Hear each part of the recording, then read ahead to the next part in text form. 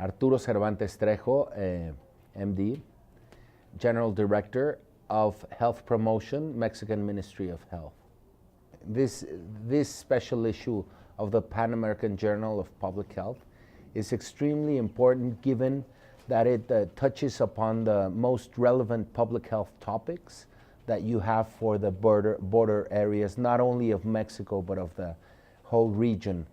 And this topic is injuries, external cause of injury, both in its intentional nature, violence, suicide, domestic violence, sex work, sex trade, and the consequences thereof, and road traffic injuries, falls. These are the main causes of death among young children and young adults.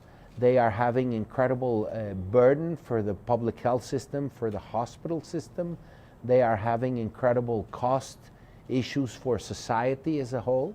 And this special issue touches upon those topics with evidence regarding what works and regarding what's wrong. So it's an incredible contribution. This issue will certainly help policymakers understand what is lacking and what policies need to be strengthened. For example, in terms of children and in terms of mental health. This article, this journal has several articles dealing with the provision of services for victims of violence, for victims of abuse and neglect. And these are cases that can illustrate what's going on at a larger population level. What you learn here is that providers need more training. You need that service is not well organized and could be made more efficient. You learn about experiences that work, that are based on evidence done by the best research teams throughout the world. So it's incredibly valuable for policymakers and for people in public health. Human security is complex throughout the world, but especially in border areas. And here all sorts of challenges emerge for public health. No, you have migrant workers and a lot of movement of people. You have high-risk jobs, such as the sex trade, which is dealt with. You have a lot of issues that have to do with poverty and exploitation and low wages, etc. So urban issues that characterize a lot of border towns throughout the region. So human security is well represented at its extremes, I would say. And you have the most vulnerable population groups appearing in this scenario, which represents incredible challenges that, if dealt with effectively, you can share it with other places where it's not as complex. And thus, I think there's a lot to be learned.